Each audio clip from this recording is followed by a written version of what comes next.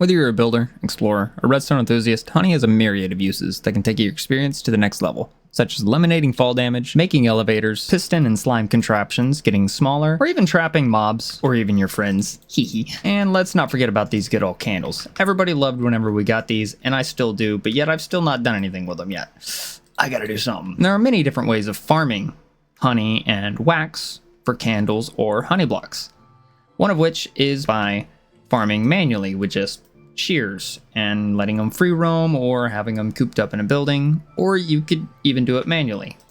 You could hit a button and just have them all in a area and just hit a button every now and then, or have a clock every now and then to just detect it. And how it works is the dispenser will have either shears or empty bottles, depending on whether or not you want honey or you want honeycombs, and the items will dispense inside the block here, and the hopper will just pick them up very easily. That same concept can just be expanded on to fully automate it, such as this right here, just taking, because this is, as you can see up on the top there, the maximum you can get is a level of 5, 0 out of 5 right now.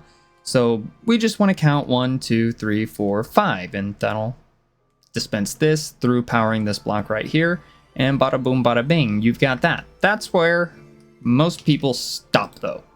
And I don't blame them, because that's about as easy and cheap as you can get it. But here's the thing.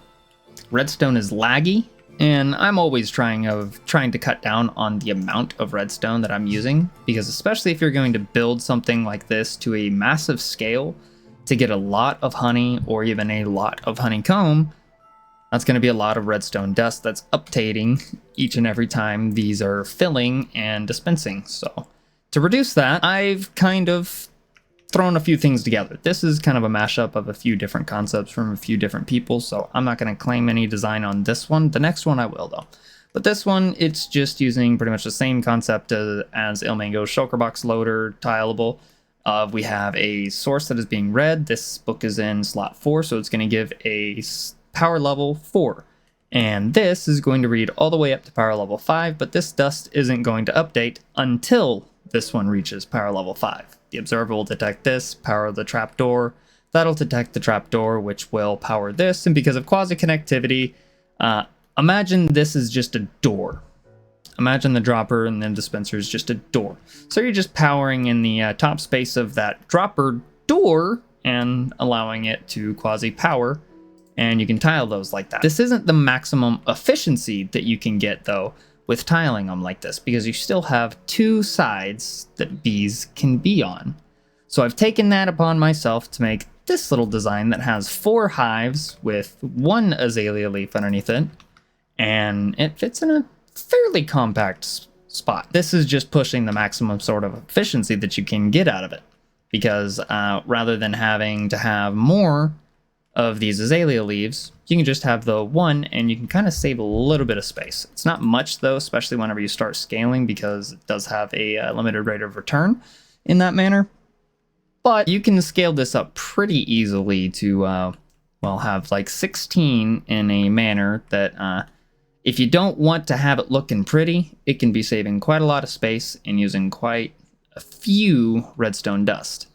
In this manner, I just have all of the bottles going into a crafter and getting automatically crafted and dispensing the bottles back all the way up here in this thing that is then splitting it into 8 different dispensers. But you can see on average, around about, if you were to split this in half, because I've got an 8 and 8 right now, you get about 26 honey blocks per hour for 8 hives, and about this many for 8 of honeycomb for 8 hives.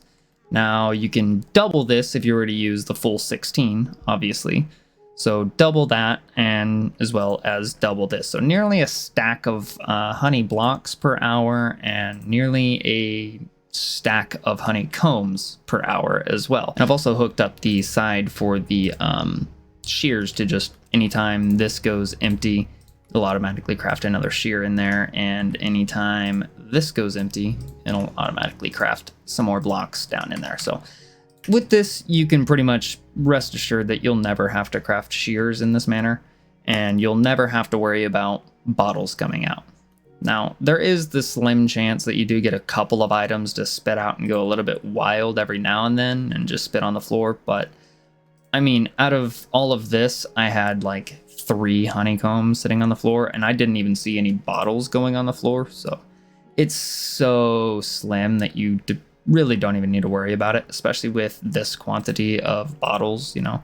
Obviously, I've got this set up like this, that way I don't have to waste a whole bunch of bottles, but even with a stack per hopper and a stack per chest, it's a good amount of bottles to last you for a while as well.